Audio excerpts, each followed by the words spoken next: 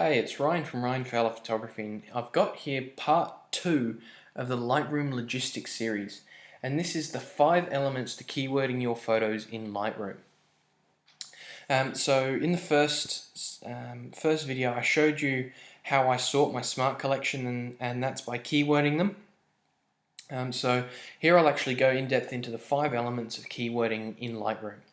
So here, this keyword section here is where your keywords go.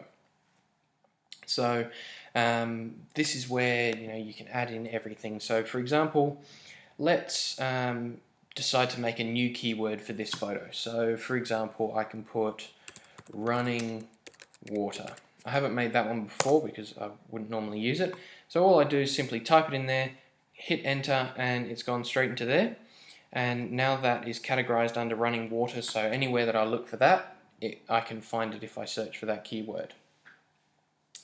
So that's how you make a new keyword, and this is the main part that I use. So keyword suggestions and keyword sets. So I'll go through keyword suggestions first, and these are just the suggestions that Lightroom puts to you, and these are the things that they believe the keywords will work for this photo. So for example, Gold Coast will work for this one, nature, peaceful, water, HDR, waterfall. So I'll just put those ones in. All I have to do is simply click them, and they go straight into that box. They'll get categorized under those categories, and that's a very quick way to do that. The next thing is keyword sets. So here I've got mine on recent keywords, so it comes up with the most recent keywords I've used in the order that I put them in. So motion and fun, that were for a couple of other photos that I did earlier today.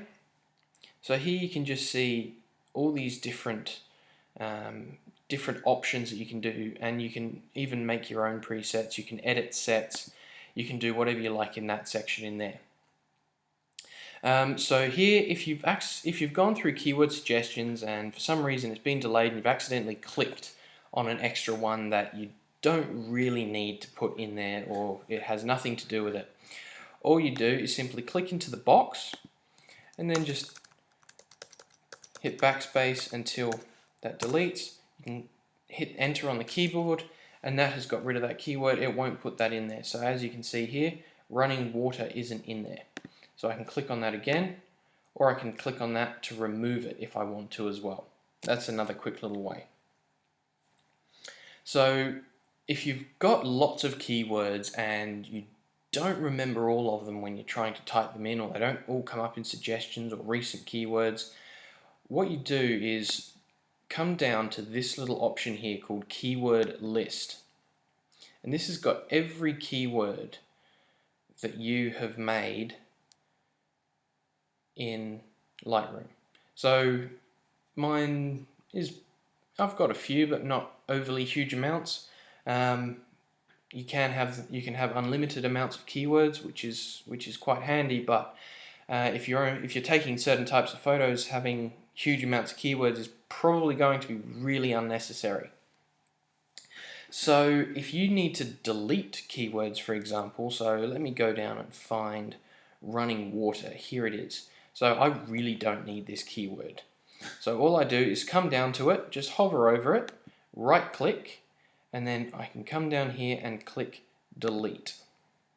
Now that keyword is completely gone. That will remove it from any photos that is tagged with that. In this case there were none, but it would come up with an option of are you sure you want to do this? So for example, here I've got carpet python. I'll do the same thing.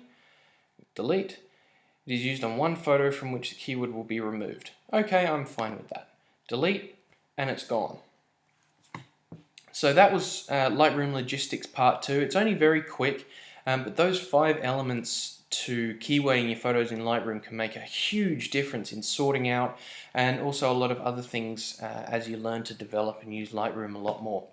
So I hope you've enjoyed this video. Please do like, comment, and subscribe. I'd love to know what you think.